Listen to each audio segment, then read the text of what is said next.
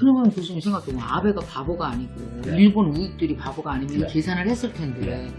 이렇게 경제적인 거에 대해서 아베노미스를 할 정도로 신경을 쓰면서 네. 자기네 나라 취약한데 이걸 통해서 240억 흑자를 포기할 정도로 이걸 했다라는 건 그렇게 절박해요 이게? 걔네들이 생각하는 것은 제가 그래서 이제 방송에 나가서도 처음부터 이건 경제적인 논리가 아니기 때문에 제가 이제 이걸 분석을 해봤더니만은 네. 예를 들면 이제 이런 겁니다. 반도체 산업에서 앞으로 계속 밀리게 되면은 네. 이제 쫓아가지 못한다 한국을. 그래서 한국 반도체 산업의 경쟁력을 꺾고 싶고 뭐 불매운동이니 막 이런 걸 하면서 사실은 어찌 보면 일본 사람 자체가 다 뭐 다 배척해야 되는 거는 아니잖아요. 이거 그렇죠. 아베와 그 우익들이 하는 일이고 어떻게 해야 돼요? 이거 국민의 입장에서는. 일본의 우익이 이렇게 하는 이유가요. 네. 일본의 우익은 기본적으로 한국을 희생시키거나 한반도의 분단, 그러니까 한국이 좀 이제 통일된다 힘이 좀 세잖아요. 한국 인구도 커지고 이제 그러니까요. 한반도가 분단돼가지고 한국을 약하게 만들어가지고 한국을 희생양으로 삼아가지고 항상 중요한 고비들을 넘겼었어요. 우리가 흔히 강화도 조약 때부터 일본하고 이제 본격적으로 서로 교류하기 시작하는 그랬죠. 얘기잖아요. 예. 불평등조약이라고 우리 중고등학교 때 배웠잖아요. 네, 배웠어요. 그걸 통해서 일본이 초기에 산업화에 굉장히 이익을 봐요.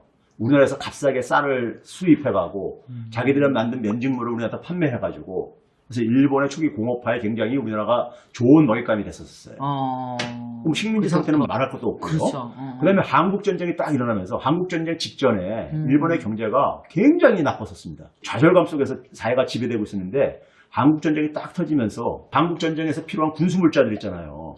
미국이 필요한 군수물자를 미국에서 가져오면 너무 머니까는 일본에서 그걸 생산할 수 있게 해준 거예요. 전쟁과 관련된 산업들을 그러니까 일으키지 못하게 했다가 그걸 허용을 다시 해줘요. 그래서 일본이 경제가 확 그 당시에 이제 그러니까 살아나요. 일본은 지금 아까 얘기했듯이 내부적으로는 인구도 줄어들고 있고 돈을 계속 찍어내지 않으면 안 돌아가는 나라이고 이런 상태다 보니까 이걸 외적인 어떤 하나의 모멘텀을 좀 이제 기대하고 있는 거죠. 과거처럼. 예. 과거와 같은 예. 수법이네요, 이거는. 그래서 일본의 우익은 1930년대, 40년대 그 시점에서 딱 멈춰져 있어요. 한국을 바라보는 눈이요. 그때랑 똑같은 시각과 그렇죠. 똑같은 수준으로 우리를 본단 말씀이에요. 예, 그렇죠. 일본의 우익들은요. 아... 그래서 한국에 협력자들이 있다고 생각을 해요. 네? 협력자들이. 그 당시 있었던 것처럼. 예. 우리는 왜 그러냐면은 식민지 청산이 제대로 안 되면서 사실 많은 식민지 시절 때 좀 지배층으로 살았던 사람들이 여전히 지금도 그러니까 사회 많은 곳곳에서 우리는 제대로 이제 이게 프랑스나 이런 데처럼 부역자 처단이나 이런 게 안 되고 그러다 보니까는 그게 지속이 되어진 부분이 있고요. 정치적, 경제적, 의식의 이런 종속성이 이렇게 있으면서 우리가 이제 그런 것들이 흔히 말해서 지금도 재생산되는 게 힘에 있어서 이제 우위에 있는 일본하고 싸매봤자 자존심보다 생존이 더 중요하다. 뭐 이런 식의 논리죠. 그러니까요. 그럼 한국 사회가 분열되게 되면은 조기에 끝낼 수 있다 이렇게 본 거죠. 분열되면 안 되죠. 진짜. 그렇죠. 그래서 제가 그래서 방송에서 얘기한 게 우리 국민만 단합하면 이기는 게임이다. 완승하는 게임이다. 제가 이렇게 표현을 한 이유가 우리가 아까 얘기했듯이 정치적, 경제적, 의식에 있어서는 식민지적 잔재 상처들이 많이 남아있는데 이걸 청산하는 기회가 될 수가 있다. 이 무역의 가치가 저는 굉장히 크다. 식민지의 상처들이 많이 남아있기 때문에 그런 거를 떨쳐버릴 수 있는 좋은 저는 기회라고 보고요. 이런 어떤 경제적 상황을 그렇죠. 통해서 이걸 통해서 그리고 우리 민족이 굉장히 어쨌든 문명국가로 비상할 수 있는 어쨌든 옆에 나라가 굉장히 뭐 깡패 같은 짓을 하는데 우리가 그걸 굳건하게 잘 이겨내는 어떤 모습을 보여주는 거잖아요. 네. 강대국들이 주로 그런 식으로 보복을 해가지고 굴복을 시키고 그러는데 거기에 이제 의연하게 이제 우리가 이겨내게 되면은 일본에 대한 어떤 패배감으로부터 벗어날 수가 있다고요. 네. 그럼 그건 굉장히 제가 볼 때는 돈으로 환산할 수 없는 가치인 거예요. 교수님 보기에도 뭐 우리 정도의 시민 의식이면 그죠? 예. 충분히 대한민국 사람들 똑똑하거든요. 예. 아베 정권을 최소한 고립화시켜야 된다. 아베 정권을 움직일 수 있는 사람은 누구냐? 일본 국민들이다 이거예요. 한국 국민이 아니라 일본 국민이다 이거죠.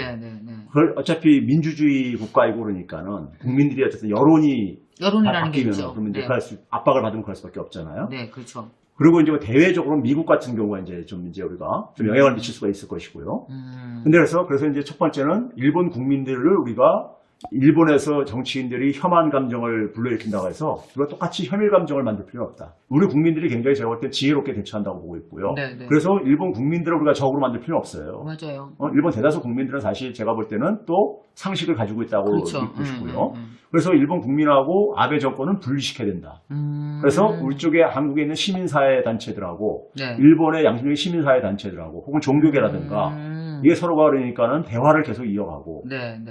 이게 잘못된 것이 그러니까 지금 그 정치적인 어떤 분쟁이라든가 과거 역사에 대한 해석에 대해서 문제를 가지고 경제적으로 보복하는 것은 이거 국제법상 이건 용납이 안 되지는 문제예요. 네. 근데 이제 그러다 보니까 일본 내에서도 거기에 대해서 비판적으로 가는 경우들이 많이 있단 말이에요. 의원들이요. 네. 그리고 또 하나는 뭐냐면 이게 아베가 굉장히 지금 저는 트럼프의 재선을 원치 않는다고 봐요. 아, 그래요? 예. 왜 그러냐면요. 또 어떻게 그렇게 친하게 잘 지내시더니 어떻게 또 그렇게 됐어요? 아니, 아베가 일방적으로 구애를 하는 거지. 트럼프는 자기 이익만 챙겨요. 아베하고 가장 사이가 좋았던 대통령이 오바마입니다. 오바마 때 미국은요. 네. 오바마 때 미국은 뭐냐면은 아시아에 대한 이 정책이 네. 이 소위 말해서 한미를 중심으로 해가지고 중국을 봉쇄하는 그걸 우리가 이제 한문적으로 아시아 재균형 전략이라고 해가지고 뭐 TPP라든가 뭐 이런 거 들어보신 적 있었죠? 옛날에 환태평양 만드는 거예요. 그게 이제 중국 봉쇄 전략이었던 거예요. 그리고 그 속에서 미국을 항상 보게 되면은 일본을 앞에서 내세워가지고 아시아의 대리인으로 내세워가지고 이 동아시아를 지배하는 어떤 이런 전략이 있었어요. 그러니까 그 일본의 구구세들이 굉장히 좋아하는 저거 이제 판이었었어요. 지네 이렇게 다 면을 계속 세워줬구만, 자기네들을. 그리고 그 속에서 이제 한국과 한반도에 있어서는 그러니까 일본의 역할도 굉장히 중요하게 이제 인정을 해줬고요. 한반도에 관련된 이해관계를 가지고 있는 국가들을 6개 국가를 얘기한다고 우리가 육자회담 뭐 이런 얘기 하듯이. 네, 육자회담. 한미일, 북중러 이렇게 해가지고요. 6개 국가를 얘기하는데 지금 6개. 우리나라한테 관심 있는 나라가 너무 많아. 그렇죠. 그러니까 그만큼 우리나라 가치가 있는 나라라는 네, 거예요. 맞아요. 예. 그렇게 관심이 많아, 다들. 큰 나라들이 다 강대국이잖아요. 그렇죠. 완전. 그런데 이 6개 국가 중에서 유일하게 지금 소외당하고 있는 나라가 일본이에요. 지금 북미 간에도 뭐 할 때 일본은 빠져 있고 남북 간에도 뭐 할 때도 일본은 빠져 있고 그렇죠. 북한은 심지어 러시아도 끌어들였단 말이에요. 이제 제일 보기 위해서요. 네. 예? 그런데 육자 국가 중에서 그러니까 유일하게 지금 빠져 있는 나라가 일본인 거예요. 소외되어 있는 나라가. 이 속에서 일본은 완전히 지금 강 건너 불구경하는 신세로 낙동강 오개처럼 돼버리다 보니까 굉장히 초조함을 느끼는 거예요. 짐 로저스라고 미국의 그 유명한 투자가 있잖아요. 투자가가 일본은 지금 완전히 찌그러드는 나라이고 그 범죄 국가로 전락할 거라 이런 표현을 해요. 공공연하게 해요. 무슨 국가? 범죄 국가. 득도라고 해가지고 네. 일본의 젊은 세대들이 이제 그러니까 모든 걸 해탈해가지고 그러니까 무슨 뭐 연애도 안 하고 뭐도 안 하고 아무것도 소비도 안 하고 이렇게 하는 세대. 이걸 이제 90년대 이후에 태어난 애들이 그렇게 얘기하는데 그 얘기가 있잖아요. 그게 뭐냐면은 일본이 잃어버린 30년을 하다 보면요. 30년은 한 세대입니다. 한 세대지. 한 세대입니다. 그러니까 이게 우리가 그래서 그때부터 경제가 딱 정체돼 있다 보니까는 자, 우리가 그래서 한 5년 정도 지났으면은 그래도 희망을 갖고 변화에 대한 희망을 우리가 기대를 할 텐데 30년 정도 되면요. 이미 다 포기를 해요. 그래서 일본은 완전히 무력감에 빠져 있어요. 이게 그러니까 이게 삶의 어떤 상승욕구, 무력감 이런 것과 연관이 있는 거군요. 그렇죠. 연애도 그러니까 안 하는 거죠. 그러니까 우리나라 뭐 7% 세대 뭐 이런 거 하는 것처럼 연애도 안 하고 다 포기하는 거죠. 다 포기하고 안 하고 돈도 안 벌고 그냥 일본 사회가 굉장히 무력감에 빠져 있는 사회예요. 뭐 환율로도 안 되고 그 어떤 거로도 쉽게 안 일어나는데 이거 쉽지 않은데. 그렇죠. 그러니까 돈을 그러니까 아까 얘기했잖아요. 4,400조 원을 돈 계속 찍어도 소용없는데 그건 안 되죠. 그러니까. 사람이 뛰지 않는데 그렇죠. 돈이 무슨 소용이에요. 예. 그러니까 사람들이 그러니까는 이 내부에 그러니까 이게 불만들 이런 거 이게 있을 수가 있잖아요. 그렇죠. 그거를 바깥으로 돌리는 거예요. 이거 그러니까는 한국 사람에 대한 이 혐한 감정으로. 그래서 북미 간의 관계가 짐 로저스가 생각하는 건 이런 얘기까지 나오고 있습니다. 북한이 미국 쪽으로 돌아섰다. 중국하고 관계를 지금 끊고 미국으로 갈 가능성이 굉장히 높다고 보는 거예요. 그렇게 되면은 한반도가 만약에 통일되거나 만약에 그렇게 되면은 인구 이 부족 문제가 해결된다 이거예요. 네? 그리고 한국은 어쨌든 간에 앞으로도 그러니까 이게 성장할 가능성이 많이 남아있는 나라가 이거예요. 북한의 자원이 엄청나게 많고 뭐 이래가지고요. 짐 로저스의 이제 생각이. 그래서 자기는 자기 전 재산을 다 북한에다 투자하려고 한다. 이런 얘기 공공연하게 한 지가 오래됐어요. 근데 그 사람이 이제 그런 얘기 공공연하게 하면서 일본은 이게 범죄 국가로 이게 전락할 거다. 굉장히 비관적으로 봐요, 일본을요. 일본을 제대로 아는 사람은 일본이 그러니까 이 생동감을 잃어버린 사회예요. 그러니까 뭐를 해도 지난 몇십 년 동안, 30년 동안에요. 할 것은 다 해본 거야. 근데도 안 살아나는 안 거예요. 살아나는 거예요. 예. 30년 동안 한번 그려보세요. 삶이 지치죠. 지치고 다 포기하게 되고 그러죠. 젊은 사람들이 그래서 거기에 적응을 하는 거예요. 우리나라는 그렇게 되면 안 되는 거예요. 그렇죠. 근데 우리는 이제 굉장히 어떻게 보면 아직도 역동성이 남아있는 게 굉장히 그러니까 이 변화의 가능성이 지금 이 남북 간의 어떤 관계도 뭐 이 상태로 계속 가지는 않을 게 아니겠습니까? 그죠. 뭐 이런 것들이 어떤 변화가 생기게 되면 또 굉장히 또 어떤 하나의 또 이 모멘텀이 만들어진단 말이에요. 그러니까 우리는 굉장히 역동성이 많은 사회라고 서양 사람들이 와서 보면요. 그런 얘기를 합니다. 네, 외국인들이 네. 와서 보면요. 아주 그냥 다이내믹하다고. 좋던 실제가 다이내믹하다고 얘기를 하거든요. 이제 그런 데에서는 어떤 변화의 가능성은 우리는 굉장히 저는 높다고 봐요. 근데 일본은 30년 동안을 별별 짓을 다 했던 거예요. 근데도 안 살아나는 거예요. 안 살아났다. 네. 그러니까 이런 수를 또 그렇죠. 주는군요. 그러니까 한반도의 긴장 조성이라든가 한반도에서 전쟁이 일어나거나 이런 걸 굉장히 선호할 수밖에 없는 거예요. 그럼 자기들이 그러니까 그동안에 이 생산을 다시 그러니까 이걸 거기다가 쏟아 부을 수도 있고. 그러니까 항상 역사적으로 한국과 한반도를 희생양으로 해가지고 자기들 문제를 풀었던 이런 경험을 갖고 있는 게 일본 구구들의 경험인 거예요. 이걸 잘 읽어나가야 되겠네요. 그렇죠. 우리가. 그래서 잘 이거는 읽어나가네요. 그렇죠. 그래서 제가 이거를 뭐 21세기판 임진왜란이다 이렇게 표현했던 이유가 예. 그때도 또 같은 거였었고. 예. 근데 그럴 때마다 항상 누가 나라고 했습니까? 일반 민초들, 백성들, 국민들이 구했잖아요. 지배층들이 구한 거 아니잖아요. 그러니까 지금도 제가 볼 때는 국민들이 이거를 그냥 알아서 가는 거예요. 그런 데서 저는 우리 국민들이 굉장히 현명하다고 봐요. 무역전쟁이라고 하는 것이 특히 다 먹고 사는 문제인데 그렇죠. 사실 우리 세대는 잘 먹고 잘 살았어요. 근데 앞으로 20, 30년 후에 우리 아이들에게 물려줄 한국은 어떤 모습일까 너무 걱정이 되는 거예요. 근데 이제 이번에 한번 또 이렇게 우리가 기왕에 어쨌든 시작은 됐네요. 전 세계적인 뭐 경제 전쟁이. 미국의 이제 전통적인 주류 세력들은 일본을 대리로 해가지고 아시아를 지배하는 이런 이제 전략을 써왔단 말이에요. 네, 근데 그게 다시 복원될 거라고 생각을 하고 있는 것이고, 트럼프는 근데 그게 아니라 트럼프 셈법은 전혀 다른 거거든요. 북한하고 그냥 미국하고 직접 그냥 해가지고. 뒷거리 하겠다는 그렇죠. 거지. 예, 하는데 그러다 보니까 일본이 끼일 틈이 없는 거예요. 지네가 소외당하는 거지. 예, 끼일 틈이 없는 거예요. 그러니까 이 트럼프의 셈법이 굉장히 못마땅한 거예요, 지금요. 그런 점에서 우리가 이제 그 일본하고 이 그 경제 규모의 어떤 변화가요. 네. 과거에 90년 초까지만 하더라도 3배 이상 나고 있었는데 지금 한 1.2배까지 개인 국민 소득으로 보게 되면 축소가 됐고 그다음에 뭐 국가 GDP 같은 건 한 1.6배로 축소가 됐어요, 많이요. 그렇죠. 그러니까 흔히 그런 얘기가 하더라고요. 턱밑까지 쫓아온 거예요, 일본을요. 사실 그 일본에 있는 그 젊은이들 우리 회사에 있는 젊은 사람들 생각해보면 엄청 열심히 살거든요. 저도 봐요. 저 56세인데 지금도 막 뛰고 국가에 세금 내고 막 애 키우고 막 이러면서 막 뛰니까 사실 이런 역동성이 하나하나가 살아나면서 국가 경쟁력이 되는 거죠. 아, 그렇죠. 개인 한 사람 한 사람. 그렇습니다. 응? 거기다가 또 이제 올바른 판단을 할 수 있는 어떤 시민의식, 지적 수준 이런 것들이 같이 가야 국가 전체적인 이 품격과 힘이 그렇죠. 딱 생기는 거죠. 맞습니다. 근데 우리 국민들이 그런 게 제가 볼 땐 이 촛불혁명 지나면서 굉장히 많이 성숙된 것 같아요. 고양된 것 같아요. 네. 예. 근데 일본은 한 번도 그런 시민혁명 같은 게 없었어요. 그런 거 없어요? 네, 한 번도 없었습니다. 일본 사람들이 굉장히 자기들이 그게 이제 부끄러운 것이 자기들 국민들이 그러니까 어떤 하나의 불의에 저항을 해가지고 정권을 바꾸는 이런 능력이 경험이 한 번도 없어요. 그럼 항상 순종적으로 이렇게. 그러면 옛날에 그 천황으로 해서 그 다음에 그 일본이 전 세계를 한번 침략을 하고 그 세대 그대로 지금 정권을 잡고 내려오는. 그렇죠. 아베가 자민당 정권인데 자민당 정권이 2000년대 후반에 2009년인가요? 네.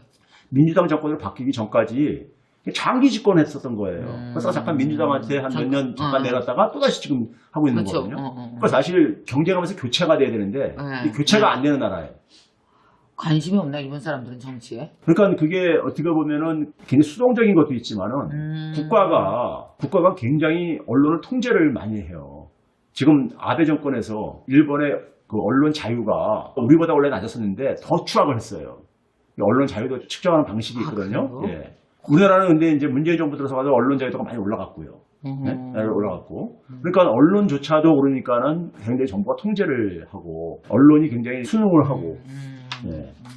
그러다 보니까 뭐 공공연하게 공영방송에서 혐한을 불러일으키는 이런 것을 유명인들 불러내가지고 그런 걸 이제 옆에 나라 이웃국가의 사람들에 대해서 조롱하고 뭐 하는 것을 얘기한단 말이에요. 근데 일본은 그걸 가지고 막 또 환호하고 또 그래요. 재밌다고. 지금 이 문명의 차이까지 벌어지고 있는 거예요. 문화 차이까지도요. 아니 정말 그 시민 의식이라든지 모든 것이 문화의 차이와 직결돼 맞습니다. 있죠. 그게 직결돼 결국은 있죠.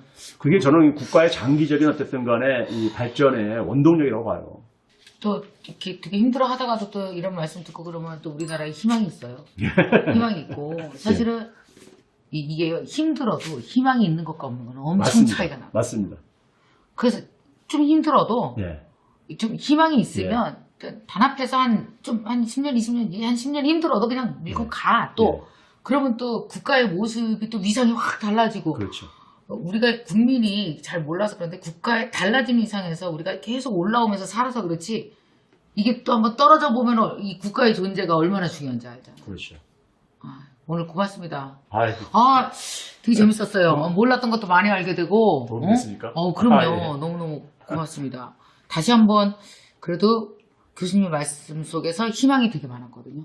부모의 희망 있는 에너지가 자식한테 그대로 전이 되거든요. 우리가 겁먹으면 안 되니까. 예. 그래서 우리가 해나갈 바를 해나가고 잘 힘을 모으고 하면 이거는 뭐 해낼 수 있겠구나. 그렇게 그냥 덜덜 떨고 걱정할 일이 아니에요. 예, 저는 그럴 필요가 없다고 봅니다. 없다고 생각하는 예. 거죠.